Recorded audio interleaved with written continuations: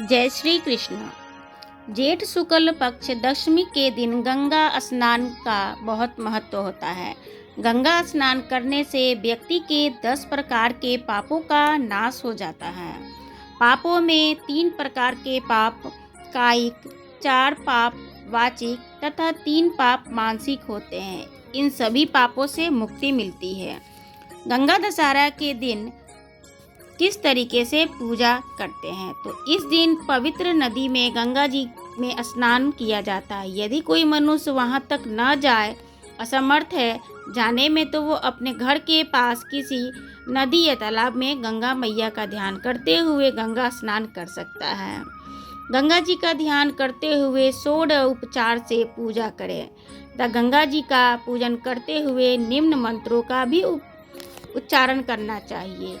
ओम नमः शिवाय, नारायणाय, दशहराय, गंगाय नमः। इस मंत्र के बाद ओम नमो भगवते ऐं ह्रीं श्रीं मिली मिली मिली गंगे माँ पावय पावय स्वाहा मंत्र का 5 बार पुष्प अर्पित करते हुए गंगा को धरती माता पर लाने वाले भागीरथी का नाम मंत्र से पूजा करना चाहिए। इसी से के साथ ही गंगा से उत्पत्ति हुई है। यहाँ तक कि गंगा जी की पूजा में सभी वस्तुएं यानी 10 प्रकार की वस्तुएं होनी चाहिए। गंगा दशहरा के दिन जैसे 10 प्रकार के फूल, 10 प्रकार के गंध, 10 दीप, 10 प्रकार के नैवेद्य तथा 10 पान के पत्ते और 10 तरह के फल होने चाहिए। इसीलिए गंगा दशहरा। तो यदि कोई व्यक्ति पूजन के बाद दान करना चाहता है तो वह भी 10 वस्तु होनी चाहिए, यानी कि वस्तुओं की संख्या 10 होनी चाहिए। लेकिन जौ और तिल का दान 16 मुट्ठी का होना चाहिए। दक्षिणा भी 10 ब्राह्मणों को देनी चाहिए। जब गंगा नदी में स्नान करे तब 10 बार डुबकी भी लगाना चाहिए। आइए अब चलते हैं कि गंगा दशहरा का कथा सुनते हैं। कथा के अनुसार प्राचीन काल में अयोध्या के राजा सगर थे। महाराज सगर के 60,000 पुत्र थे। एक बार सगर महाराज ने अश्वमेध यज्ञ करने की सोची और अश्वमेध यज्ञ के घोड़े को दिया। तो राजा इंद्र यह यज्ञ असफल करना चाहते थे और उन्होंने अश्वमेध का घोड़ा महर्षि कपिल के आश्रम में छिपा दिया। तब राजा सगर के 60,000 पुत्र इस घोड़े को ढूंढते हुए आश्रम में पहुंचे और घोड़े को देखते ही चोर चोर चिल्लाने लगे।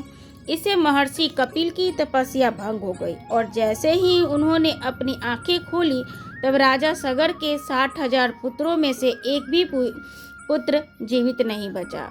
सभी जलकर भस्म हो गए।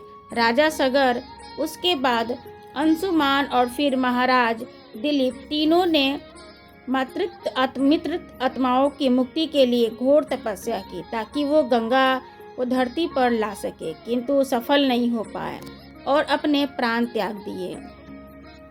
गंगा को इसलिए लाना भी पड़ा क्योंकि पृथ्वी का सारा जल अगस्त ऋषि पी गए थे और पूर्वजों की शांति और तर्पण के लिए कोई नदी नहीं बची थी।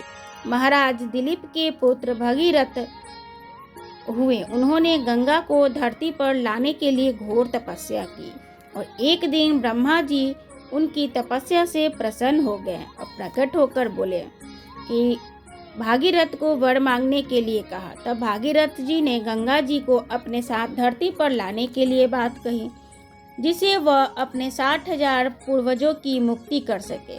ब्रह्मा जी ने कहा कि मैं गंगा को तुम्हारे साथ भेज दूंगा, लेकिन उसके अति तीव्र वेग को सहन कौन करेगा? इसके लिए तुम्हें भगवान शिव की शरण लेनी चाहिए, वही तुम्हारी कुछ मदद कर सकेंगे। मगर अब भगीरथी भगवान शिव की तपस्या एक टांग पर खड़े होकर करने लगे। भगवान शिव भागीरथ की तपस्या से प्रसन्न होकर गंगा जी को अपनी जटाओं में रोकने को तैयार हो गए। गंगा को अपनी जटाओं में रोककर एक जटा को पृथ्वी की ओर छोड़ देते हैं। इसी प्रकार से गंगा के पानी से भागीरथ अपने पूर्वजों को मुक्ति दिलाने में सफल हुए हैं। तो ये आपने जाना गंगा दशहरा की पूजा विधि और कथा। मिलते हैं एक नए विषय के साथ। जय श्री कृष्ण। हर हर गंगे।